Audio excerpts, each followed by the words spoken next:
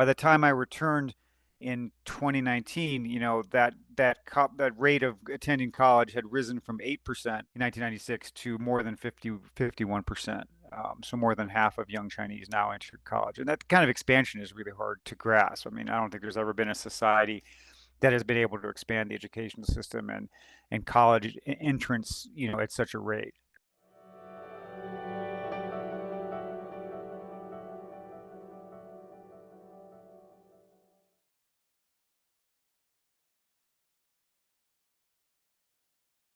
Hello, everyone. My name is Lenora Chu, and I'm a journalist and author of a book about education in China. I lived in Shanghai for nearly a decade. I am thrilled to be here with the National Committee on U.S.-China Relations today, speaking with Peter Hessler. Peter has covered China for nearly 3 decades. He is a staff writer at The New Yorker and author of 6 books, is it? 6 now? Yeah. Including Rivertown, Oracle Bones, and Country Driving. Today, we're here to talk about Other Rivers, a Chinese education. It was out last month, that was July, by Penguin Press. So thanks for coming on, Pete. No, thank you. Thanks so much. So let's start from the very beginning with your engagement with China. Started back with the Peace Corps in the late 1990s. You were stationed to Fuling, and you decided to return to Sichuan in 2019, this time with your wife, Leslie Chang, and your twin daughters to teach at Sichuan University. Can you talk to us a little bit about that decision and the circumstances that led you to a teaching job? Yeah, I mean, I was, as you mentioned, I was in the Peace Corps 96 to 98 in a small city called Fuling, which at that time was in Sichuan. Now it's in Chongqing. And that was a great experience and, really fascinating moment. Most of the students were coming from the countryside. Economic development had just started to happen in small cities like Fuling. And that was the subject of my first book, Rivertown. And after publishing that book in 2001, I stayed in very close contact with the people I had taught, with actually more than 100 of my former students. So, some of those years I was living in China and I would go and visit them, but the correspondence was mostly by letter and then eventually by email. So I had this, intense contact with this group of people over, a long period of time. And I always had the idea that it would be interesting to go back to that region and to sort of see how their lives had changed, how the town of Fuling had changed. And I thought that a good way to do it would be to be a teacher again. And I sort of settled on this idea of returning after a period of about 20 years, because that's basically kind of like a generation. Got it. Now, you make stark comparisons between the students you taught back in the 1990s. You call them the reform generation, and the students you've encountered just a few years ago. Can you talk a little bit about that? Yeah, I mean, the differences are enormous. I mean, first of all, I was teaching at different types of universities. So back in the 90s, I taught at what was called a teacher's college, in Chinese, a 专科学校. So it was a 3-year college. It's sort of like a junior college. And when I went back in 2019, I was teaching at Sichuan University, which is what the Chinese would call a 985 university. It's the designation they give to the top 40 or so universities in the country. So it was a higher level place. But really, in the 1990s, it was so unusual to go to college for anybody. It was only about 8% of Chinese college-age citizens went to pass high school at that time. That even those students were pretty unusual academically to get into a place like Fuling. At that time, almost everybody in my classroom had grown up in the countryside, which was true of Chinese population as a whole. It was like more than 80% rural for their generation. And they generally, had lived in pretty marginal economic circumstances, and some of them had been quite poor. And quite a few of them had parents who couldn't read. That was really common. Very few of their parents had much education at all. And usually they were the first or second kids from their villages to go to college. So that was a, very specific moment in China's development. And they were trying to expand the university system. By the time I returned in 2019, that rate of attending college had risen from 8% in 1996 to more than 51%. So more than half of young Chinese now entered college, and that kind of expansion is really hard to grasp. I mean, I don't think there's ever been a society that has been able to expand the educational system and college entrance, at such a rate. So that was a huge difference. The students, my first semester when I taught 3 classes at Sichuan University, and I didn't have one student who had come from the countryside. They were all urban kids. More than 90% of them were only children, because of the one-child policy. Whereas in the 90s, most of these kids came from big families. They usually had 3 or 4 siblings. And when I taught at Sichuan University, the kids were basically middle class or even higher. It was unusual to have you know, somebody who was coming out of poverty. So those changes, and they kind of reflected some of the changes that had happened across China as a whole. You also said the students today are taller, they have more money, they own Air Jordans. One of them had a $150,000 car. Well, that was your previous student from the past. Yeah, yeah. I talk about. I mean, in the '90s, the kids you would sort of memorize the kids' names in the beginning by their clothes, actually, because they wore the same thing every day, basically. Because they didn't have much. They had to wash everything they owned by hand, in cold water, and so they just wore the same clothes every day. And you kind of would associate certain kids with certain outfits. And some of the kids wore those Chicago Bulls knockoff jerseys, like very cheap little jerseys that were sold on the street in Sichuan at that time. And I was really struck when I went to, back to teach in 2019. I mean, one of the kids had on these like kind of throwback Air Jordans, and I asked them how much they'd cost, and they were $450. It was the kind of money that would have been inconceivable back in the old days. Yeah, so and the height was a huge difference. I mean, I would show the kids at Sichuan University a picture of me standing with my students in Fuling from 1996, and they always laughed because I looked so tall. Like I was just way taller than all of those students in Fuling, and I was only 5'9". Um, but people were short then because of nutrition.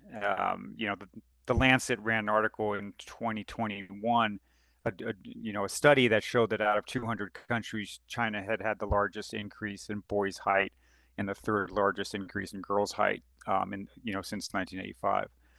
So this is, just because of improved living standards, because of improved nutrition. The average 19-year-old boy in China is now 3.5 inches taller than when I taught in the 90s. So yeah, so differences like that. I mean, they're really visceral. You feel them at the physical level, and it gives you sort of a different understanding of what poverty is and what it means to escape poverty. What about the differences in ideology or perhaps the way that they see the world? I sensed maybe a slightly more pessimistic, I mean, maybe not slight, but just more pessimistic view of the awareness that they had about their political circumstances. And, you don't address that head on, but could you talk, a little bit about that? And perhaps you could tell it through the story of Serena or one of the other characters in the book. Yeah, I mean, I think one of the differences, when we taught in the 90s, they often seemed very young. The students, they almost seem like children to many. And there's a section in Rivertown where I described that, that it was easy to get sort of to fool yourself into thinking that they were children because they seem very naive in many ways. And really, of course, they had been through some very intense things to get to where they were, and often they had known real poverty and real difficulty in their family situation. So I always had to kind of push against that instinct, but it was the way they felt. They felt like very young because they were entering this new world. They had come out of the countryside, and now they're in the city. They're trying to learn how to become educated people, how to become city people. The world was sort of brand new to them. The kids at Sichuan University, in this book, I describe them as old souls. They felt older than their years in many ways. And by that, I mean that they had a very, they had grown up in the city. They had grown up in the system. They would often talk about teacher ne, the job, when you're in the system. That's a Chinese phrase. Like if you have a job that's in the government system, they're very savvy about how the system worked. Their parents, for example, gave them a lot of insights and guidance into how to negotiate the system, which was another big difference from the generation I taught in Fooling. With those kids, they often wrote, and in years later, when when we would correspond about things, they often said, "My parents were not able to give me any advice at all. They were just farmers. They didn't understand how the modern world works." One of them wrote on a survey, "They raised us like they raised pigs and chickens. They did not give us much love." And so that was a very specific generation, but this new generation was raised differently. And one of the things that you learn in China is how to deal with the system, how to get along. You recognize the flaws in it, the things that are wrong, but you just try to avoid it. Your goal is not necessarily to change it. And I think that's a lesson that many of these young people learned early. They also sort of impressed me as being quite risk averse. That generation in the 90s, they had nothing to lose. They were they were thrown into this new world and they went out and they found their way and they were really tough, very determined, and they took big risks. And some of the ones that I knew who became entrepreneurs made fortunes, by taking risks. And it's not really that climate anymore, and the young people today know it, and they know that they have to be a little cautious. They have to be careful what they do. They're still very tough, I think, in that there's a lot of pressure on them, but there isn't the same appetite and opportunity for risk as there was in the 90s. There's more to lose, perhaps. Yeah, they have a lot to lose. I mean, they're first of all, they're already in the middle class, pretty much all of them. They're not really sure. When I did surveys, most of them would say that they expected their lives to be better than their parents. So they still would say that in surveys, but there was more uncertainty about that, and I felt like there is some sense that maybe that's going to change. Um, and they're only children. That's a very different relationship. When you're the only kid and your parents, all these parents have invested a lot in their education of the children, and the kids feel that they feel that pressure, and they feel that responsibility. They're not going to throw it away. They're not going to take a couple years off and wander the world. They feel like they have to find a way to succeed. So part of the narrative of the book is your twin daughter's experience at a public elementary school. And, Natasha and Ariel knew Little Mandarin on the first day. They spent 2 years there. Can you tell us about, what you're surprised by with their experience there? And then I'll ask some questions about the girls. Yeah, I mean, I think actually I was surprised. I was surprised in some ways that the school let them in, because they were at a prominent Chengdu primary school that had not had foreign students in the past.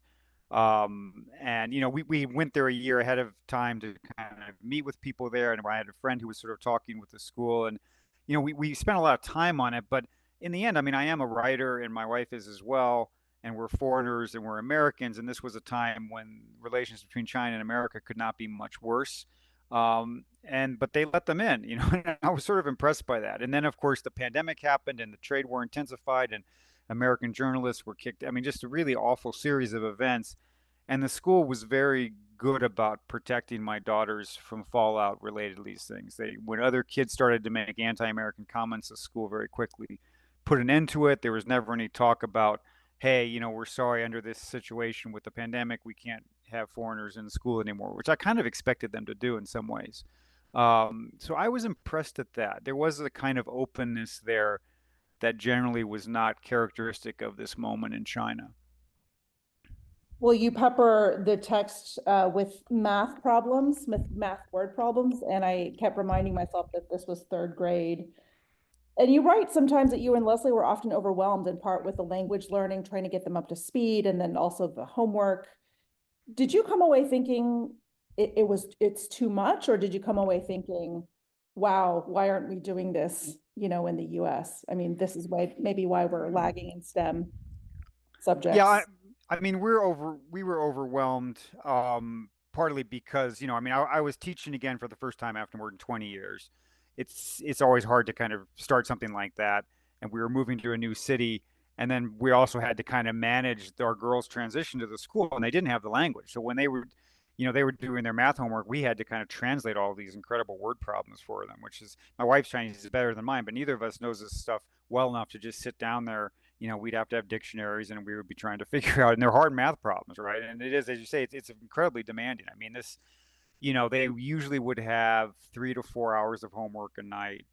I mean, those third graders, when they had their final exams at the end of semester for math, it was, I think it was 100 minutes for math, 90 minutes for language, 90 minutes for English, 90 minutes for, I mean, you're talking about having kids who are third graders sitting down for an hour and a half exam, right? I mean, they're the attention, you could just see like they're kind of training them to focus, to be able to in the book I mentioned it's like endurance athletes. I'm a distance runner, and I've coached, and I can see this is kind of like coaching endurance runners. I mean, they're teaching these kids in preparation for the exam. There in some ways there are things that I really admired about, it, and some things that my daughters liked was that once it was established, once they got the language down and they were in the sort of in the flow of things, they were good students and they were respected for being good students. And the other kids gave them status because of that. You became more popular. In a Chinese school, you were more popular if you're a good student. When they came back to Colorado, the fact that they're good students is going to be a negative, right? I mean, this is sort of, I think that's not true in all places, but in your average American public school, which is kind of, we're just in a small community here, and the kind of school I went to in Missouri, the public school I went to in Missouri, it's generally like that. If you're a good student, that's not good for your social standing. And so my daughters come here and they really felt like they had to kind of excel at sports or something in order to have any kind of, social standing. And things like that are a little depressing. I mean, I do think, and I think Leslie and I were both kind of in agreement in that there are, something between what they have in China and what they have in the United States would kind of be what we would like for an education system for the sure. The Chinese system is remarkable and the value in education is really incredible.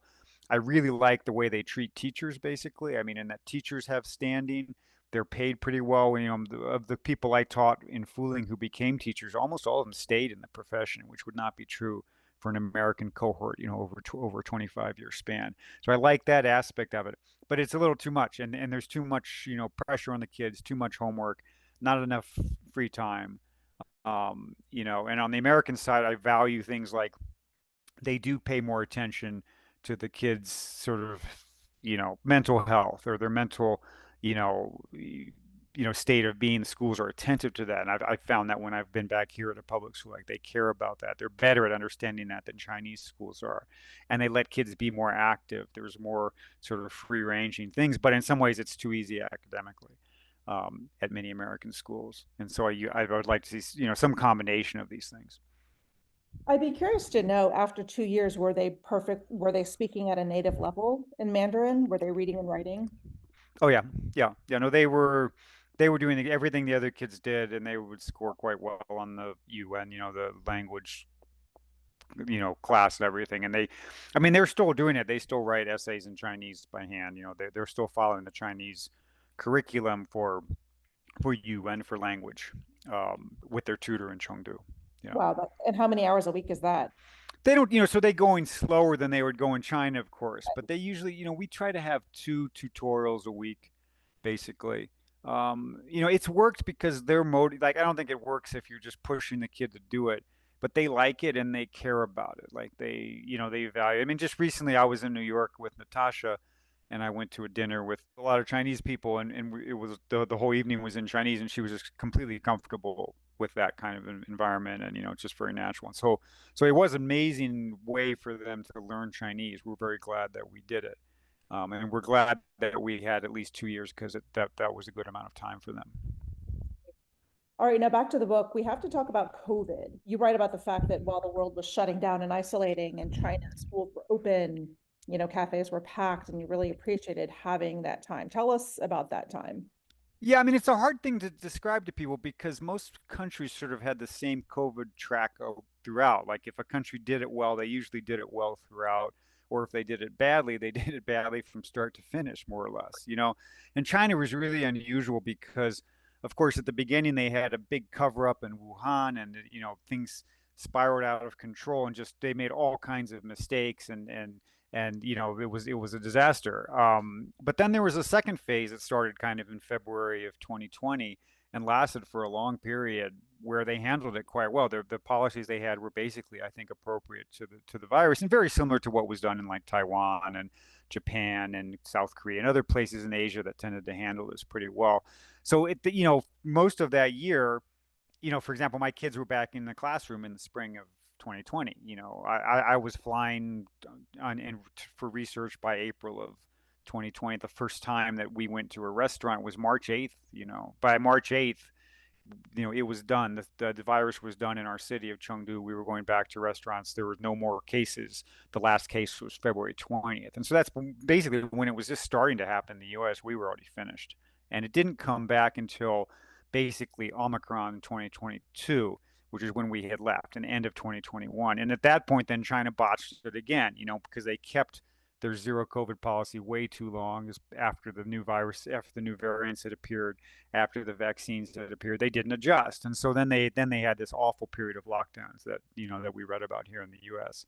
We were fortunate that we didn't experience that. But I think the thing that's really striking about China is you have these kind of three distinct phases in which they had very different outcomes. And each of those phases tells us something really different about strengths or weaknesses of the Chinese system.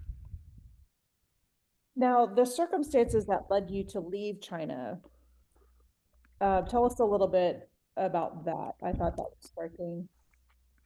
Yeah, I mean, this was, I was there on a 1 year contract, and so, and after the first year, I renewed, and I enjoyed the teaching a lot. The kids, couldn't have been better. I felt, I never had any complaints about the students I was teaching, and the school I think was also happy. I had good reviews from the students, and I had a teaching award at the end of my first year. And so then we were finishing the second year, and Leslie and I had no desire to go back to the States. We felt like we wanted to continue. And so I offered to renew my contract or to stay on with the institute I was at, which was connected to the University of Pittsburgh, sort of a joint program between the University of Pittsburgh and Sichuan University. And the dean, who was an American citizen, told me that they couldn't renew it. And basically his reasons were sort of, he kind of gave different reasons at different times. He was somewhat evasive. There was also there was no personal communication. He never called.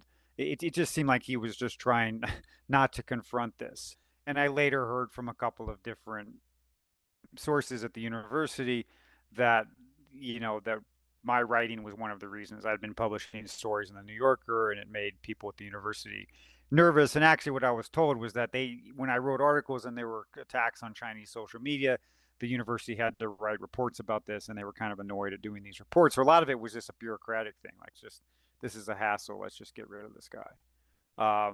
So it wasn't a shock to me, but it was a disappointment because you know, I felt like I was doing good work there, and I don't actually think the risk to the university was very high. So your story, you've spent almost 30 years writing about many things, but in part about Chinese people themselves. What do you think about the next generation of China watchers? I mean, there are so few Americans studying in China now. The Chinese feel hesitant about coming to the US to study. Those numbers are a little bit down. If, we believe in people to people relations as a very important part of US China relations, where is all of that headed?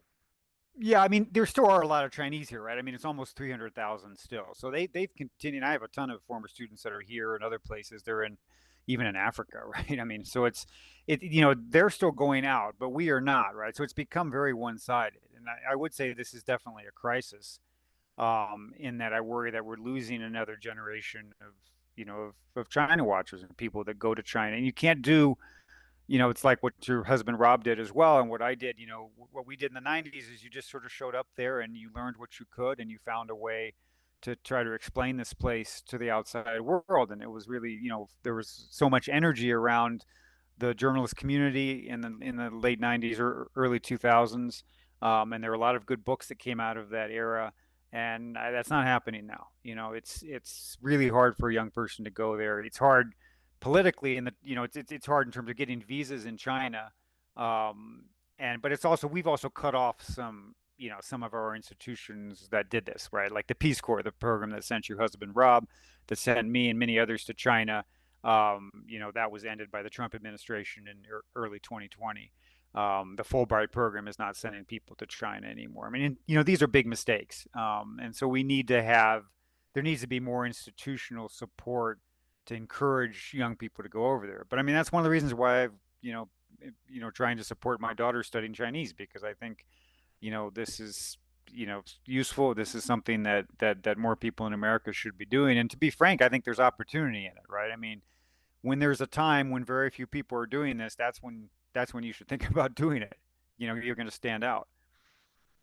Well, near term, does that say about the quality of the information that's coming out of China, or the quality of the information upon which, our government officials are making decisions? And Yeah, I mean the good thing is that you do have a lot of people that are still working really hard to do whatever they can, even though they're far away. And you do have a lot of information on social media, and people have built up contacts over time, and they're doing what they can with that, right? And so you can follow a lot of things that way.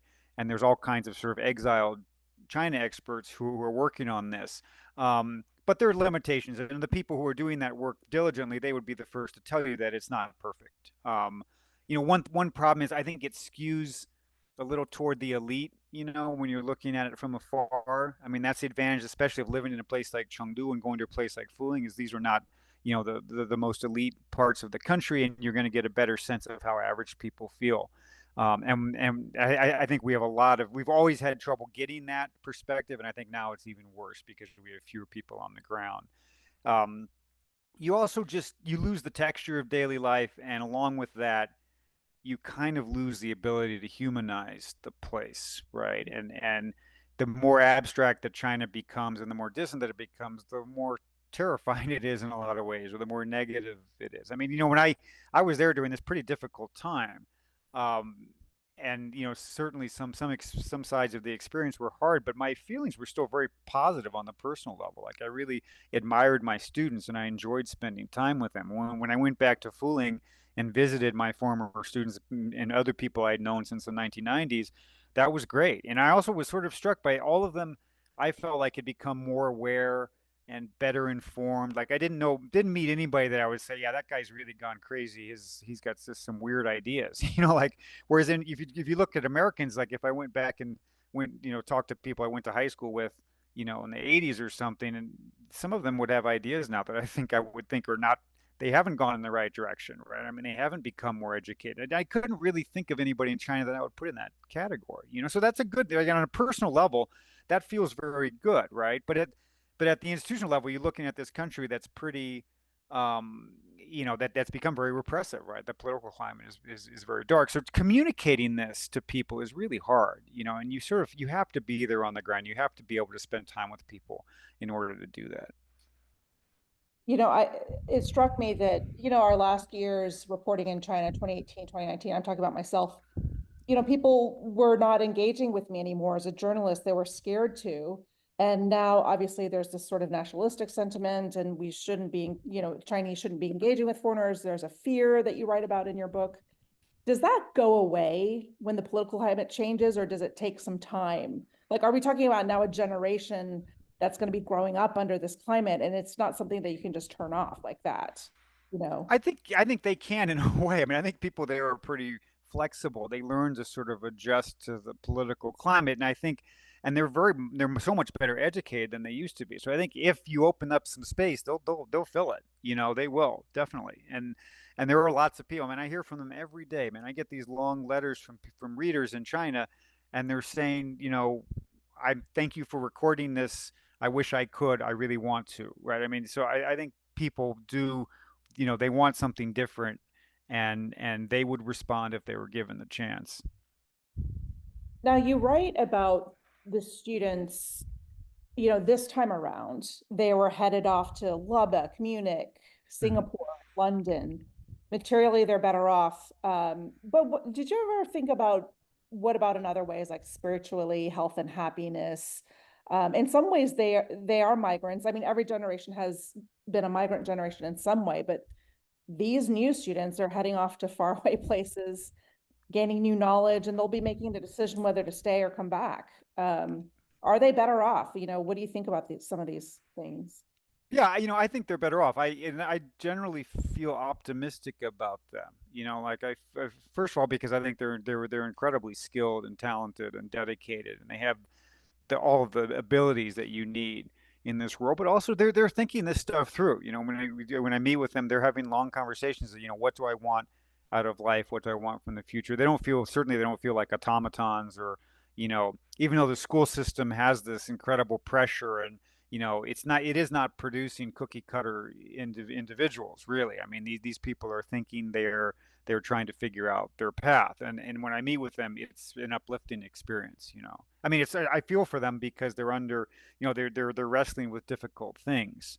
And in some ways, I think it's harder than it was in the 90s, because the 90s, those kids, everything was straightforward, right? So you want to go to the city, you want to become educated, you want to make some money and not be poor anymore. And they were all very straightforward goals, and they were all actually achievable. And many people in China from that generation achieved them, and almost all the people I taught did. But nowadays, like, what's the goal? You got to figure that out, right? So it's more complicated. It's not as existential. Like, it's not like they're, you go back to the village and you're eating once a day or something like some of these kids would describe, but it's still hard. It's more complicated because now they have to figure out what is it that I value, what is it that I want, and even they have to think about their own home system. Like, is this a culture that I can live in? Is this a system that works for me? And a lot of my students are wrestling with that. And I've had a few, most of them plan to go back to China, but I have had a few who've already made the decision that, I don't want to go back there. I don't think that kind of political environment is where I want to spend the rest of my life. So we have 2 minutes left, and I wanted to ask you what is next up for you and or for the family. Yeah, I mean, we're here in southwestern Colorado. We're in a little town, so you know, and I actually, I'm coaching now, so I'm like a track coach, and my daughters, helping my daughters do cross country and track. I do have a book project that I'm starting to work on, and I'm not really saying too much about it now, but it's something I've been thinking about for a while. So I've got something there. Leslie's figuring out projects as well. We expect to be here for a few years because our daughters are starting high school this month actually. So we always kind of wanted to be in the U.S. during those years. Yeah. That's great. Well, really enjoyed the book. Thanks for sharing your thoughts. I would like to thank the National Committee staff who behind the scenes helped make all of this possible. And of course, come back for future National Committee programs for all of you who are watching. Thank you so much, Pete, for coming on. Thank you. Thanks so much.